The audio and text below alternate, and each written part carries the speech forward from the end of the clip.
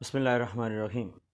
Dear students, آج Pakistan affairs میں ہمارا ٹاپک ہے گول میز کانفرنس۔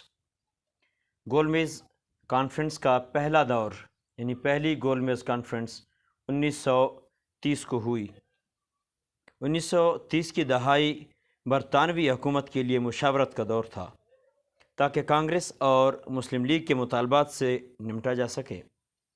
برطانوی حکومت کے صبر کا پیمانہ لبریز ہوتا جا رہا تھا کیونکہ دونوں سیاسی جماعتیں مسلسل ان کی پیش کردہ تجاویز مسترد کر رہی تھیں۔ اب یہ معاملہ دونوں جماعتوں کے سپرد کر دیا گیا تاکہ آئینی مسئلے پر سمجھوتا ہو سکے۔ اس کا پہلا دور 1930 کو لندن میں منعقد ہوا، جس میں کل تعداد ممبران کی کل تعداد 89 تھی، 99 برطانوی ہندوستان سے 57 تھے۔ تین بڑی برطانوی سیاسی جماعتیں جو تھیں ان کے 16 ممبر تھے اور ہندوستان کی شاہی ریاستوں کے 16 ممبر تھے۔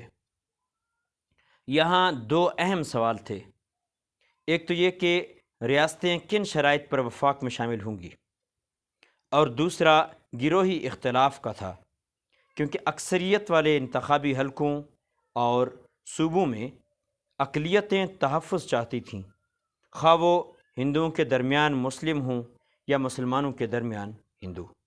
سوال یہ تھا کہ آئینی اور انتخابی تحفظ کیسے فراہم کیا جائے۔ یہ فیصلہ کیا گیا کہ ہندوستان کو ریاست کا درجہ دیا جائے گا جہاں وفاقی طرز حکومت ہوگا اور حکومت کی ہر سطح پر ہندوستانیوں کو شامل رکھا جائے گا۔ ڈیئر اسٹوڈنٹس، اس کے بعد کانفرنس کا دوسرا دور 1931 کو ہوا۔ دوسری گول میز کانفرنس 1929 کو منعقد ہوئی۔ اس سے پہلے گاندھی ارون معاہدے کی روح سے گاندھی اور دیگر سیاسی قیدیوں کو رہا کر دیا گیا، اور گاندھی نے 1931 میں منعقد ہونے والی دوسری گول میز کانفرنس میں ہندو اور سکھ نمائندے کی حیثیت سے شرکت کی۔ علامہ محمد اقبال، آغا خان اور قائد اعظم محمد علی جناح کی ترجمانی کر رہے تھے، جبکہ ڈاکٹر امبیڈکر اچھوتوں کی ترجمانی کر رہے تھے۔ جداگانہ انتخابات پر بھی گفتگو ہوئی۔ دوسری گول میز کانفرنس کا ایک اہم فیصلہ یہ ہوا کہ شمالی مغربی سرحدی صوبے کو گورنر کی زیر نگرانی صوبے کا درجہ دیا جائے گا، اور اگر معاشی طور پر ممکن ہو تو سندھ کو بھی یہ درجہ دیا جائے گا۔ اسی کے ساتھ ساتھ ڈیئر اسٹوڈنٹس، تیسری گول میز کانفرنس 1932 کو منعقد ہوئی۔